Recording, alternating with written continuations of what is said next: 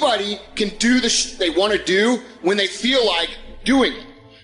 Anybody can go to the gym when they feel like going to the gym. Anybody could show up to work and give 100% when they're in the mood to do so. But what makes successful people successful is what they do when they don't feel like it. I see people writing on my page, oh, Andy, I'm motivated. Oh, I listen to your videos and I get hyped. That's great, and I'm glad that I can give you hype for 5 minutes. But what do you do after the 5 minutes is over? What do you do after you walk out of the seminar that you paid $1,000 to go to? What do you do when you wake up the next day? What do you do when you have to either do what it is you know you're supposed to do without somebody there to supervise you, or you get to take the play off because no one's going to know the difference? Those are the things that make up success. That's discipline. The practicing, the developing the discipline that when applied consistently can get you to the next level.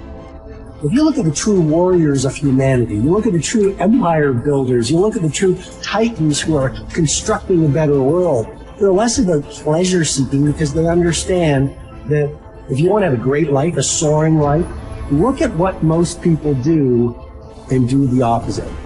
Growth comes through discomfort. You look at a great athlete, it's the way they show up in the championship game is simply how they showed up in the lonely light of the early hours at practice.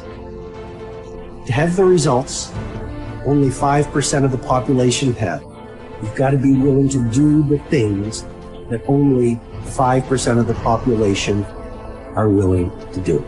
Stop going on about the day as a servant. Become the master. Run your day and stop having it run you. Believe in yourself. You got one of 100 that has a belief. Instead of just jaw jet talk of intent. Huge differential there. Differential is somebody just believing life, and the other one taking the most of the opportunity behind of life. Remembrance. Otherwise, forgotten. You have no business being average, but now you justify it. You come up with these great reasons why you can't get up at 5. You have these great reasons of why you have to do everything, why you don't execute, why you don't finish, why you don't follow through, why you say you don't exercise and you do it for about 10 days and you quit. You've got an excuse for why you're average. I guarantee you, if you were humble enough, if you were hungry enough, if you really wanted what you said, you'd sit down and you'd study what you do and you'd say, I can do this better. But I have not exhausted all my time. I have not exhausted all my resources. There's something missing. You're not where you're supposed to be. It's not going to take a lot, but it's a small gap. And the gap is called execution. If you want to execute just a little bit more, you'll be on a whole level. And I'm telling you, you're not where you want to be financially. You are not the person you want to be. And you have not given yourself enough credit to say, I just need to get up a half hour earlier and my whole life will change. I just need to get up 1 hour earlier. I just need to work 1 hour longer. Doing things that matter take time. Doing things that are great take time. Doing things that are going to get you paid take time. And you can't get around it. You can't outwork time. You can't change it. You can't do anything about it. It's just going to take time. And if you can understand aggressive patience, you can put it into play in your life, you can not only achieve everything you want to achieve, but you can do so with a sense of calm, with a sense of confidence, with a sense of certainty that your life is going to turn out the way that you want it to. It takes faith. You have to trust that things are going to happen. At the end of the day, if you go to bed at night and sleep good knowing you gave every day your all, you can feel good that things are going to happen. If you can understand that it is going to take a long time, and during that time, you are going to have to do absolutely everything you can, you cannot be anything else but successful.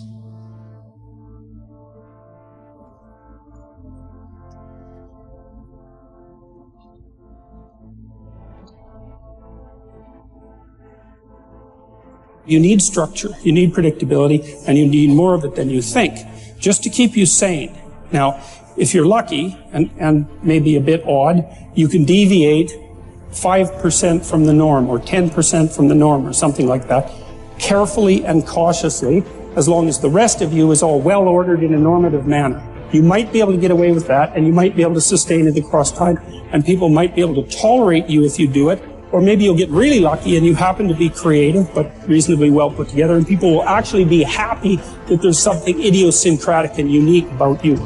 But even under those circumstances, mostly what you want is to have a routine, it's disciplined, it's predictable, and bloody well stick to it. You're going to be way healthier and happier and saner if you do that. And then the other thing that you need, because this is one of the things the psychoanalysts got wrong, I think, is that they overestimated the degree to which sanity was a consequence of being properly structured internally, you know.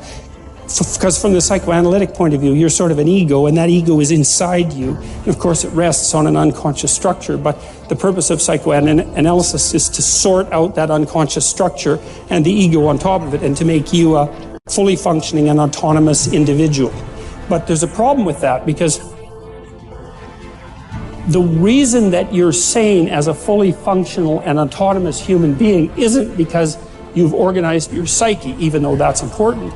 The reason that you're sane, if you have a well-organized unconscious and ego, is because other people can tolerate having you around for reasonably extensive periods of time, and will cuff you across the back of the head every time you do something so stupid that people will dislike you permanently if you continue.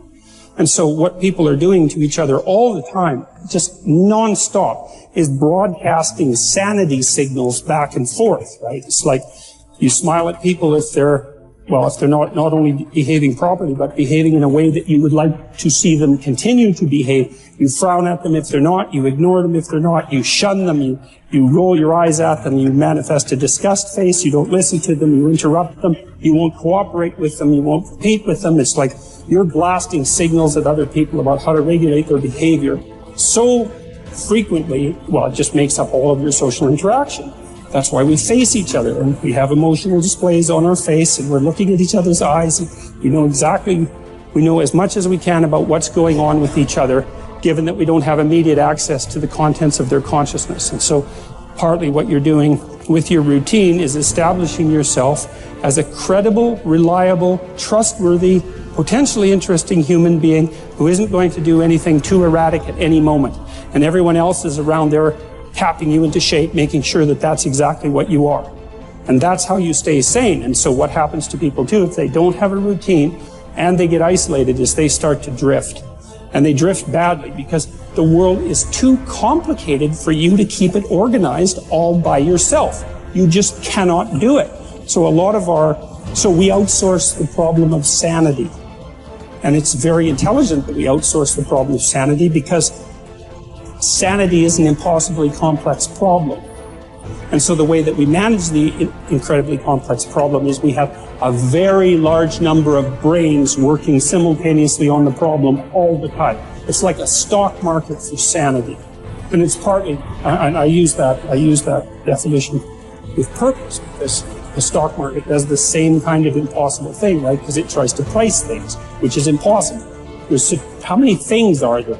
Like 1 billion. How in the world do you decide what the price is? You can't decide what the price is. That's why you have a stock market.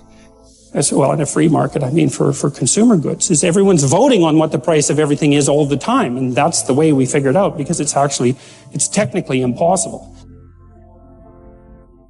Understand. Your mind is weaker than your emotions, but you become aware of this weakness only in moments of adversity. Precisely the time when you need strength. What best equips you to cope with the heat of battle is neither more knowledge nor more intellect. What makes your mind stronger and more able to control your emotions is internal discipline and toughness. No one can teach you this skill. You cannot learn it by reading about it. Like any discipline, it can come only through practice, experience, even a little suffering. An active life serves the purpose of giving man the opportunity to realize values in creative work, while a passive life of enjoyment affords him the opportunity to obtain fulfillment in experiencing beauty, art, or nature. But there is also purpose in that life which is almost barren of both creation and enjoyment, and which admits of but one possibility of high moral behavior, namely in man's attitude to his existence, an existence restricted by external forces. A creative life and a life of enjoyment are banned to him. But not only creativeness and enjoyment are meaningful. If there is a meaning in life at all, then there must be a meaning in suffering. Suffering is an ineradicable part of life, even as fate and death. Without suffering and death, human life cannot be complete.